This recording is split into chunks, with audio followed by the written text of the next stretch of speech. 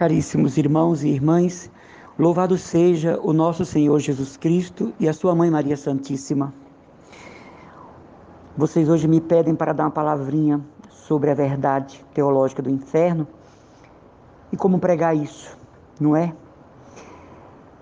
Meus irmãos e irmãs, São Paulo fala na primeira carta a Timóteo 2,4 que Deus quer que todos se salvem. Esta é uma verdade teológica da qual nós não podemos abrir mão. A teologia nos diz que Deus é misericórdia, justiça, poder e amor. E que, sendo isso, a sua justiça não pode anular a sua misericórdia, nem a sua misericórdia pode anular a sua justiça. Alguém pode perguntar: como que Deus, sendo um ser tão bom, permite o mal no mundo? Como que Deus, sendo misericordioso, permite que pessoas se condenem eternamente? A verdade sobre o inferno sempre foi defendida pela igreja, não é? Os padres do início da fé, do início da igreja, sempre defenderam que verdadeiramente o inferno é uma realidade. Por quê? Porque Deus criou o mundo à sua maneira, ao seu modo, e ele criou, inclusive, o próprio Lúcifer, o mal, isento de qualquer maldade. Mas Lúcifer se revoltou contra Deus, como nós sabemos, e aí vem toda essa negativa da história do mal. Então ele criou o ser humano, ele criou para a sua glória. Quando nós vemos a história trágica de Adão e Eva lá no paraíso, a gente se lembra que eles foram influenciados por Lúcifer, Isaías 14, 12, e que praticaram o mal usando uma das prerrogativas que Deus concedeu ao ser humano, que é o uso da sua liberdade, enquanto não ofensa ao Criador. O pecado da extravagância da própria vontade é o criador do inferno. O pecado deliberado da vontade permitida e não impedida é a súmula pelo qual existe o inferno. Hoje, sem sombra de dúvida, os teólogos afirmam que o inferno é uma escolha da pessoa, é uma escolha da alma, é uma negativa ao amor de Deus, é uma rejeição voluntária à graça. O inferno hoje não é visto como antigamente era e antes do Concílio Vaticano II, como uma espécie de vala comum dos maus, mas é visto hoje e é doutrinado isso, que a pessoa se encaminha com os próprios pés, digamos assim, para a sua condenação, para o fim que lhe espera pelo abuso deliberado da sua vontade. Entendamos bem, o abuso deliberado. Ninguém vai ser condenado por Deus por pecados que não conseguiu evitar. Ninguém vai ser condenado por Deus por pecados, né, cujo conteúdo não era do conhecimento da pessoa. Por exemplo, uma pessoa não evangelizada. Difícil ver isso na nossa realidade. Todo o continente latino-americano já foi evangelizado. Difícil ver isso em nosso Brasil, desde a chegada aqui dos franciscanos, jesuítas, dominicanos e carmelitas. O Brasil é um país evangelizado. Mas nós entendemos que alguns países, algumas nações, alguns continentes continuam ainda sem a doutrina de Cristo. Uma pessoa não pode ser condenada por aquilo que ela desconhecia ser pecado, pelo menos em teologia, se não na lei dos homens, pelo menos em teologia. Mas quando uma pessoa tem um conhecimento da salvação e do anúncio da salvação, que recebeu o batismo e o confirmou por meio do sacramento da crisma, que teve bastante audição da palavra e pregação da palavra, que conheceu os méritos da misericórdia divina e o sentido da morte de Jesus na cruz. O exemplo dos santos, como Santa Cecília, celebrada hoje, padroeira de todos os ministros de música e de todos os músicos. E ainda assim, aborrece essa doutrina, renega essa doutrina, diz não a essa doutrina, para seguir sua própria consciência, aí está a razão do inferno. Aí está o que nós podemos chamar de condenação eterna. É mais grave do que se imagina, porque não é uma pessoa que é mandada para o inferno, é uma pessoa que vai por livre e espontânea vontade. Mais uma vez eu repito, ninguém vai ser julgado por aquilo que não conseguiu vencer. E ninguém vai ser julgado por aquilo que desconhecia esse pecado. O julgamento vem por conhecimento e abuso da misericórdia de Deus. Aí entra em ação o poder da justiça divina. O amor incondicional de Deus está conosco até o último suspiro de nossa alma aqui na terra, de nosso corpo aqui na terra. Mas pós-morte, em frações de segundo, milionésimos de segundos, é o julgamento. Então, diante de Deus, nós iremos ser avaliados, vai ser revista a nossa caminhada na terra, vamos ver as prerrogativas que perdemos com o pecado original, mas as que ganhamos com a redenção de Jesus. Vamos nos colocar diante de Deus das obras que nós praticamos, sobretudo as obras de caráter misericordioso, de caráter caridoso. Serão postos na balança do julgamento, né, o peso da indulgência que recebemos da Santa Igreja. Será visto e analisado o mistério da reta intenção pela qual Deus nos salva ou nos condena. O que nos salva não é dar uma cesta básica a alguém. O que nos salva é a intenção com que estamos dando essa cesta básica. Por quê? Porque nós podemos dar uma cesta básica para alguém para humilhá-la, para mostrar que ela precisa de mim, para mostrar que ela é pobre e contar para os outros que num determinado momento eu ajudei fulano com cesta básica, paguei o colégio do filho, eu dei carona porque não tinha dinheiro para o ônibus. Jesus diz no Evangelho em Mateus, já receberam a sua recompensa, que é a autossatisfação por ter humilhado os outros. Né? O que nos salva diante de Deus, diz a teologia, não é especificamente a ação, sim, mas a intenção. Então, quando nós, peregrinos nessa terra, lutamos para o céu, queremos o céu, objetivamos o céu, isso é levado em consideração por Deus, que nos vigia, que nos vê, que nos acompanha, que nos olha. Deus é um Pai justíssimo. Como eu falei, a sua justiça não anula a sua misericórdia, nem a sua misericórdia anula a sua justiça. Por que Deus permite o demônio? Se Deus tivesse destruído Satanás na fonte, ele não era Deus. Por quê? Porque teria sofrido uma reação de um ser que não é ele. E ninguém pode topar Deus. Ninguém pode colocar Deus em aflição. Ninguém pode colocar Deus sem saída. Ninguém pode dar a Deus a última cartada. Ele é infinito. Então Deus não destruiu Satanás, porque caso contrário, Satanás teria criado em Deus essa necessidade de se livrar dele. Então Deus permite a existência de Satanás e do mal e do pecado e do inferno para que os bons se antecipem, para que os bons trabalhem para o testemunho do céu. Os que estão no céu, eles são livres, mas não vão mais pecar. Lá é a segunda condição. Quem já está no céu é livre, não é?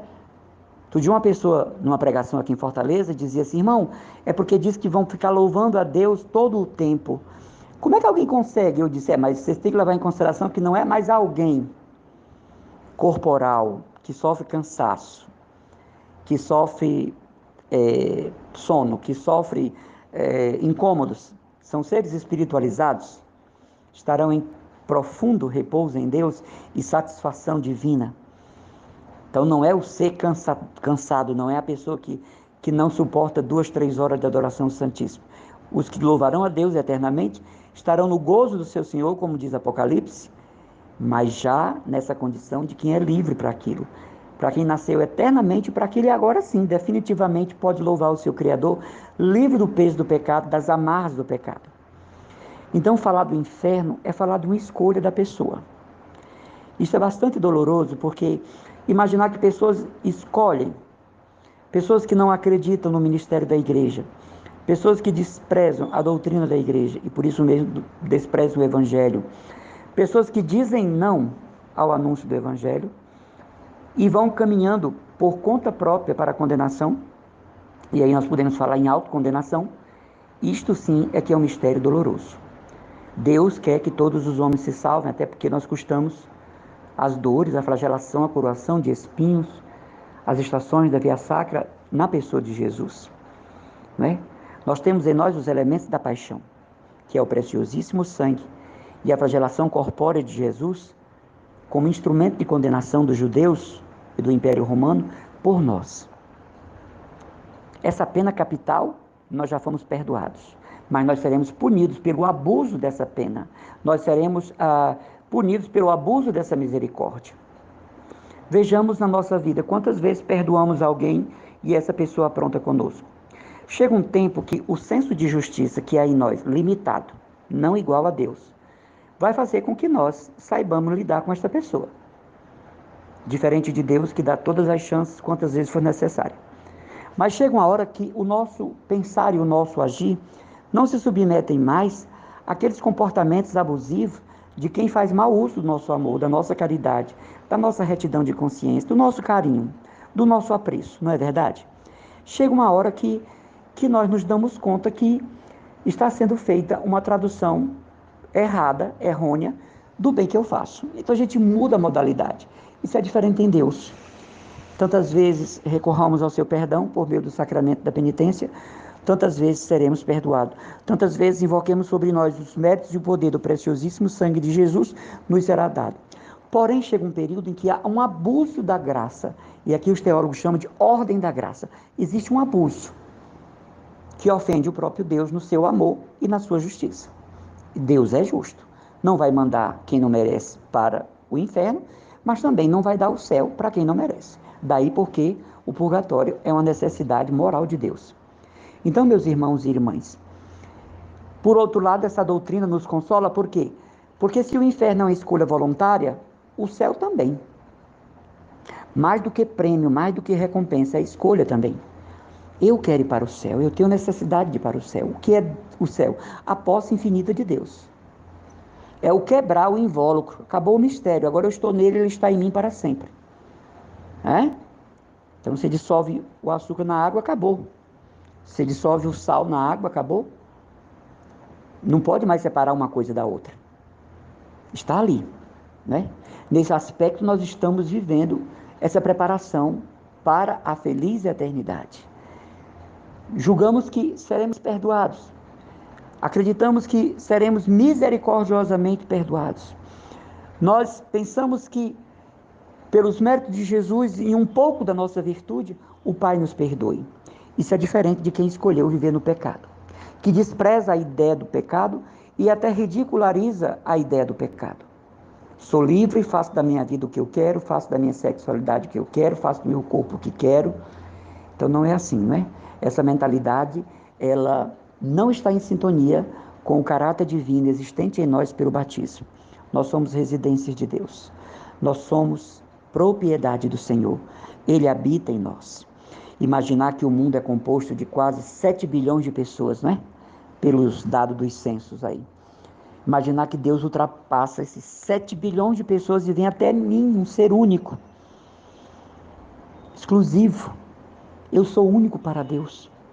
Ele passa por esses 7 bilhões e vem até mim com sua graça, seu poder, seu amor, sua misericórdia e sua justiça. E agora eu preciso também devolver em graça, em serviço, em louvor e em santidade de vida.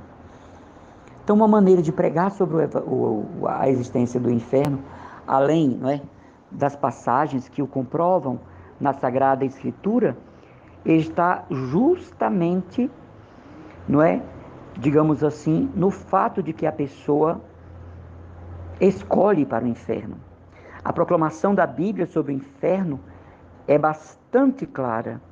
Gênesis 3, 1, 2 Coríntios 11, 3, Lucas 22, 3, Lucas 22, 31, João 8, 44, 2 Coríntios 4, 4, 1 São Pedro 5, 8. São passagens que evidenciam a existência, do inferno. São realidades bíblicas. Números 16, 30. Atos 2, 27. Apocalipse 20, 13. Está aqui presente, Os Salmos 48, 72, 91, 95, 110. O Eclesiástico 11 e 12, Provérbios 10, 11, 14 e 24, não é? Joel 3, de 1 a 21, Sofonias, o capítulo 1 e o capítulo 3, todo o capítulo 76 de Isaías, Ezequiel, todo o capítulo 32, Daniel, todo o capítulo 12, mencionam que existe um castigo eterno para os maus, não é? Então, essas passagens bíblicas evidenciam a existência bíblica de um estado de condenação eterna. Para mais esclarecimentos, estou aqui à disposição, se eu puder, se estiver dentro dos limites do meu conhecimento. Um abraço a todos. Muitos santos do Carmelo tiveram visões e revelações pessoais a respeito do inferno. A própria Santa Teresa d'Ávila, não é? Esteve mais ou menos um minuto e meio no inferno, por visão de êxtase, e passou 3, 4 meses enferma por causa do que viu, do que sentiu. Ela descreve o inferno como um lugar de horrores. Ela descreve o inferno no livro da vida como um lugar realmente insuportável ao ser humano. A santa fala em lugar porque em sua época não havia ainda todo o avanço teológico que hoje se tem para dizer que o inferno não é um lugar, mas um estado de alma. Mas ela pressupõe que é um estado de torpor, que é um estado de languidez, de tristeza mórbida, de algo insuportável. Mais uma vez eu digo, ela passou 3, 4 meses doente ao ter tido a visão do que seria o inferno. A Santa Teresinha do Menino Jesus teve alguns escrúpulos com relação à sua salvação, até a sua mestra divina de noviças, em aconselhamento, dizer para ela que ficasse tranquila, porque um ato de amor não entra no inferno. Então Santa Teresinha intuiu, sentiu, já próxima à sua doença, um certo medo de ir para o inferno. Ela fala nisso na História de uma Alma, lá pelo capítulo 12. Mas a sua mestra de noviças, Madre Genoveva, vai tirar dela esse sentimento dizendo: fique tranquila, minha filha, que um ato de amor não entra no inferno. Por isso que Santa Teresinha vai dizer: no coração da igreja, minha mãe, eu preciso ser o amor. E dentre os santos do Carmelo, tem 2 que chamam muito a atenção com relação ao inferno. Santa Madalena de Pazzi, que teve também êxtases, grandes visões, terríveis visões do inferno, ao ponto de ficar alucinada, no sentido de desnortear a mente e o coração. Teve a experiência do que seja uma alma condenada. Tristeza, depressão, mal-estar, sufocação, a falta de respiração, para todo o resultado emocional do que ela estava sentindo e vendo, o que o Senhor mostrava, o que seria o inferno. E aí todos os seus escritos para que as almas busquem a salvação a todo preço, a qualquer preço. Também o bem-aventurado Maria Eugênio do Menino Jesus, ele teve visões do que seria o inferno, e isso está nos seus escritos. Também é o mais novo beato do Carmelo, o Frei Maria Eugênio do Menino Jesus, fundador da comunidade Pequena Via. Ele vai dizer que o inferno é semelhante a uma solidão, sem nenhum recurso de resgate para quem está perdido, numa ilha, num local de montanha, num local estratégico ou não, mas sem nenhum recurso para dali sair. Então ele fala de uma morte peremptória, de uma morte continuada, de uma agonia perpétua, de um ser que sabe que está ausente de Deus e Deus ausente dele para sempre.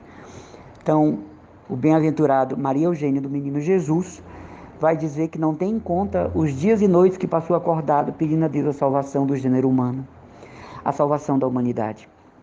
Os sacrifícios corporais, espirituais que ele fez, pedindo a Deus que resgatasse, em nome de Jesus e por causa de Jesus, o maior número de pecadores na terra, tendo em vista as angústias que ele sentiu, sendo levado por vias místicas para esse estado espiritual que é o inferno.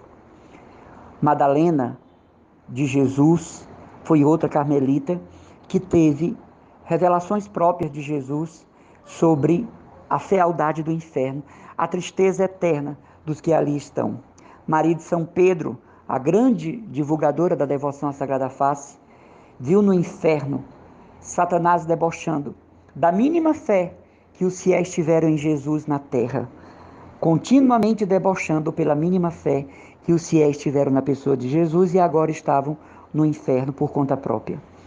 Então, são estes santos e muitos outros, como Santa Bernadette de Lourdes, como a nossa querida irmã Lúcia de Fátima, que foi ao inferno com Jacinta e Francisco numa visão mostrada por Nossa Senhora em uma das revelações em Fátima, que o inferno é um estado de alma que nós não queremos para nós, e nem queremos para quem nós amamos, e nem queremos para o ser humano nenhum. Daí o nosso empenho na evangelização, no trabalho de anunciar Jesus, de proclamar o seu evangelho, de expandir o seu reino através da igreja e suas obras, para que muitos sejam aqueles que se salvam. Não é?